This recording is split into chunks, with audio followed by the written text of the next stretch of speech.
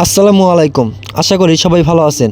আমিও আল্লাহর রহমতে আলহামদুলিল্লাহ ভালো আছি। আপনাদের অনেকের মনেই প্রশ্ন জাগে যে কোয়েল পাখি পালনে আসলেই লাভ হয় কি না। তো এই ভিডিওতে আমার খামারের কাজের পাশাপাশি আপনাদেরকে দেখানোর চেষ্টা করব যে 200 কোয়েল পাখি পালনে কত টাকা লাভ বা কত টাকা খরচ হতে পারে। তো আপনাদের সঠিক যেটা সেটাই দেখানোর চেষ্টা করব ইনশাআল্লাহ। যদি 200 কোয়েল পাখির পালনের হিসাব করা যায় তাহলে আমরা জানি যে একটি রানিং ডিম পাড়া কোয়েল পাখি দিনে 20 থেকে 25 গ্রাম খাবার খায়। তো আমরা ধরে নিতেই পারি যে একটি কোয়েল পাখি মানে রানিং ডিম পাড়া কোয়েল পাখি দিনে 25 গ্রাম খাবার খায়। তাহলে একটি কোয়েল পাখি যদি দিনে 25 গ্রাম খাবার খায় তাহলে 200 গুণ 25 5000 গ্রাম খাবার খায়। তো আমাদের এখানে 1 কেজি খাবারের দাম 60 টাকা। তো এক এক জেলায় এক এক রকম হতে পারে। তাহলে 1 কেজি খাবারের দাম যদি 60 টাকা হয় তাহলে 5000 গ্রাম অর্থাৎ 5 কেজি। তাহলে 5 কেজি খাবারের দাম 60 গুণ 5 অর্থাৎ 300 টাকা।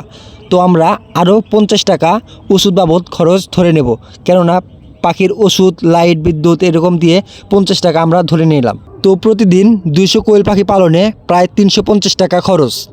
আর আমরা যদি ডিমের হিসাব করি তাহলে 200 কোয়েল পাখি প্রায় দিনে 90% ডিম দেয়, অর্থাৎ 200 কোয়েল পাখি 180 পিস ডিম দেবে। তো প্রতি পিস ডিম 2 টাকা 50 পয়সা থেকে 3 টাকা 50 পয়সা পর্যন্ত বিক্রয় করা হয়। তো আমরা 3 টাকা করে ধরে নেব। তাহলে 1 পিস ডিম 3 টাকা করে হলে 180 পিস ডিম 540 টাকা। তো আমাদের 200 কোয়েল পাখি পালনের প্রতিদিনের মোট খরচ 350 টাকা।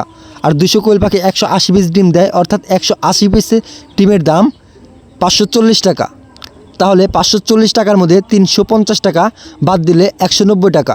আমরা যদি মাসের হিসাব করতে যাই তাহলে 1 মাস সমান 30 দিন। আর একদিনে ইনকাম হয় 190 টাকা। তাহলে 30 দিনে ইনকাম হবে 90 গুণন 30 অর্থাৎ 5700 টাকা। তাহলে আমরা 200 কোয়েল পাখি পালনে 1 মাসে ইনকাম করতে পারবো 5700 টাকা। তো আমি যে খরচ দেখালাম এই খরচ বাদেও আরও অনেক খরচই রয়েছে।